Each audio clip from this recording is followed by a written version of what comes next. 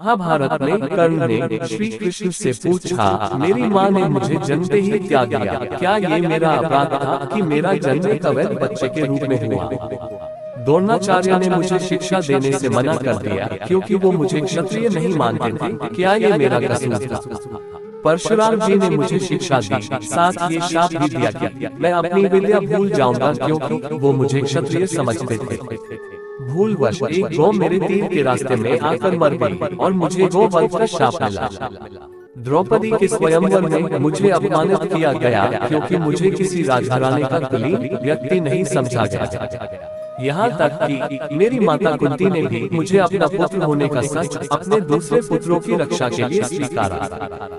मुझे जो कुछ मिला दुर्योधन की दया स्वरूप मिला, तो क्या ये गलत है कि मैं दुर्योधन के प्रति अपनी वफादारी रखता हूँ? श्री कृष्ण मन मुस्कुराते हुए बोले, कर्ण, मेरा जन्म जेल में हुआ था। मेरे पैदा होने से पहले मेरी मृत्यु मेरा इंतजार कर रही थी।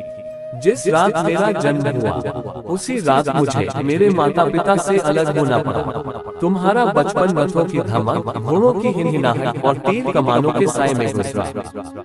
मैंने गायों को चराया और गोबर को उठाया। जब मैं चल भी नहीं पाता था तो मेरे ऊपर प्राणघातक हमले हुए। कोई सेना नहीं, कोई शिक्षा नहीं, कोई गुरुकुल नहीं, कोई महल नहीं। मेरे मामा ने मुझे अपना सबसे बड़ा शत्रु समझा। जब तुम सब अपनी वीरता के लिए अपने गुरु व समाज से प्रशंसा पाते थे, उस समय मेरे पास शिक्षा भी नहीं थी। बड़े होने पर मुझे ऋषि सांदीपनि के आश्रम में जाने का अवसर मिला। तुम्हें अपनी पसंद की लड़की से विवाह का अवसर मिला, मुझे तो वो भी नहीं मिली जो मेरी आत्मा में बसती थी। मुझे बहुत से विवाह राजनैतिक कारणों से या उन स्त्रियों से करने पड़े जिन्हें मैंने राक्षसों से छुड़ाया था। जरासंध के प्रकोप के कारण मुझे अपने परिवार को यमुना से ले जाकर सुदूर प्रांत में समुद्र के किनारे बसाना पड़ा। दुनिया ने मुझे काय कहा, यदि दुर्योधन युद्ध जीत जाता तो विजय का श्रेय तुम्हें भी मिलता, लेकिन धर्मराज के युद्ध जीतने का श्रेय अर्जुन को मिला। मुझे कौरवों ने अपनी हार का उत्तरदायी समझा। हे कर्ण, किसी का भी जीवन चुनौतियों से रहित नहीं है। सबके जीवन में सब कुछ ठीक नहीं होता।